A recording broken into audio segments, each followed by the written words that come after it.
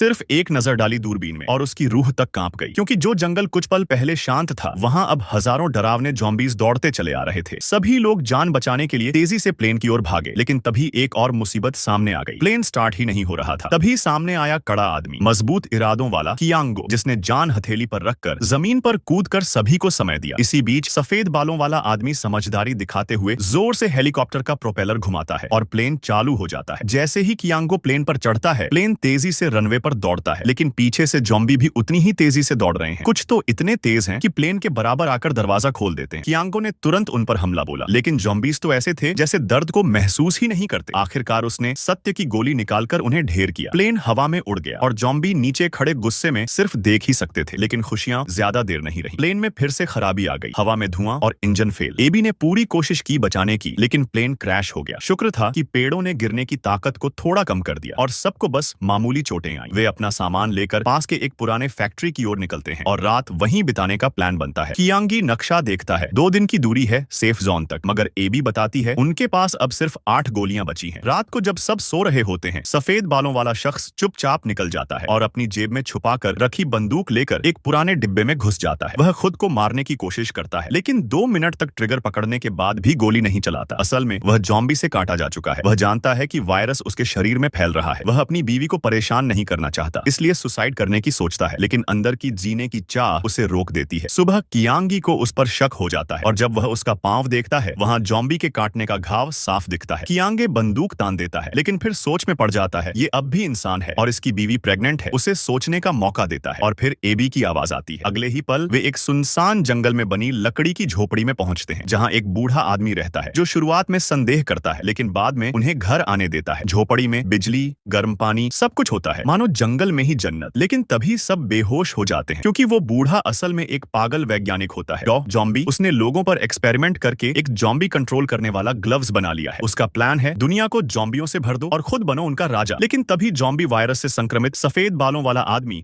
अपनी ताकत से सभी को बचा लेता है। डॉग ज़ॉम्बी भाग जाता है और सभी लोग झोपड़ी से निकलकर भागते हैं, मगर अब असली खतरा शुरू होता है। वही ज़ॉम्बी जिन्हें उन्होंने पहले पीछे छोड़ा था अब फिर से आ गए हैं और इस बार सफेद बालों वाले के गिराए खून के निशान को सूंघते हुए। आगे का रास्ता बंद, गाड़ी रोकनी पड़ी। तभी सफेद बालों वाला आदमी फैसला करता है, मैं पीछे रहूंगा, तुम लोग भागो। वह सिगरेट सुलगाकर आखिरी बार जिंदगी को सलाम करता है और ज़ॉम्बी की ओर भागता है, लेकिन सिर्फ 2.5 सेकंड में उसकी गर्दन तोड़ दी जाती है। कियांगो और बाकी लोग किसी तरह भागकर सेफ जोन तक पहुंचते हैं। सैनिक उन्हें देख लेते हैं और गोलीबारी करके ज़ॉम्बियों को रोकते हैं।